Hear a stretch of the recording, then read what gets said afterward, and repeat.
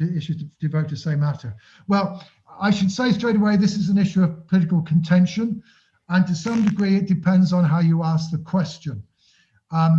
It's long been the case, for example, that if you include the word, if you give people a list of issues that's most important, coronavirus, the economy, public services, health service, and independence, and put it on that list, independence is always virtually guaranteed to come bottom of the list, because what happens is that some of the people who are in favor of independence pick it out, but nobody who's not in favor of independence picks it out. They'll pick out something else.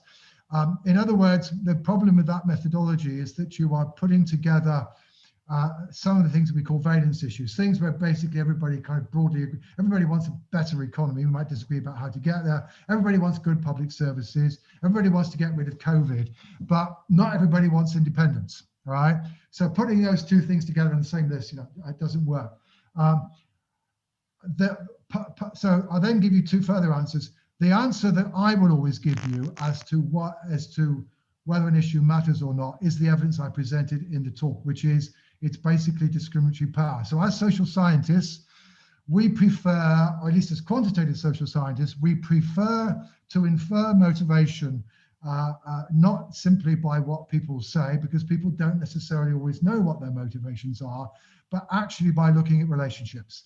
And the truth is that when you've got that relationship of 87% of people who believe in one thing voting for a party and only 7% on the other, that is extraordinarily strong. I mean, if I were to put a question on nationalisation in a poll, I would not get as much discriminatory power between Conservative and Labour as I do on that question. It's a very extraordinarily strong relationship.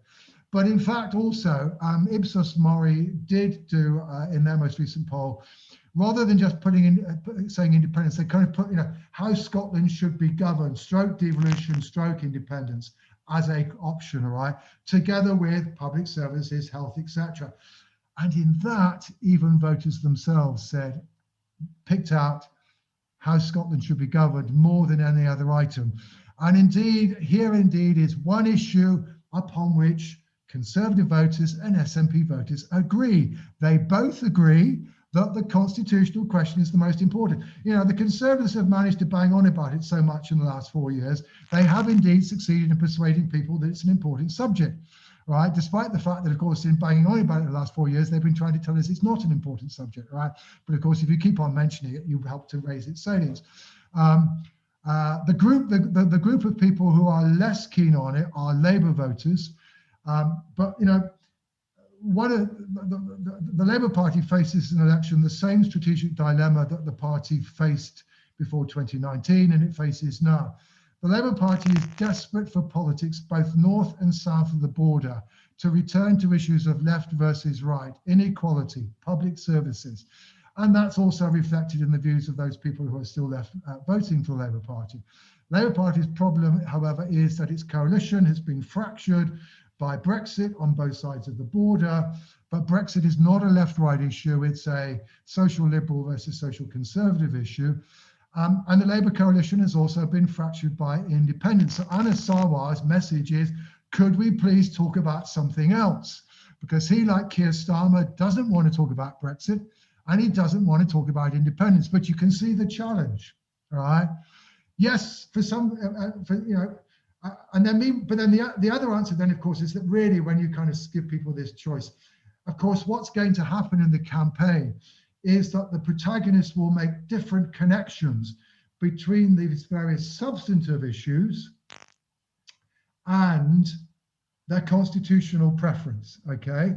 So if you, and this is not difficult, right? You said this in some of your own presentation. If you are an independent supporter, you are going to say the only way we're going to get out of this mess is by having the powers of independence and be able to sort this out for ourselves. And we'll get rid of the terrible inequalities that COVID has revealed, because the Tory government will never do it. If on the other hand, you're on the union side of the argument, this is completely the last time to do it. And we need the pooling and sharing of resources to an even greater extent now than we had in the past. And this is the only way to, so in other words, there will be substantive connections made with the constitutional question.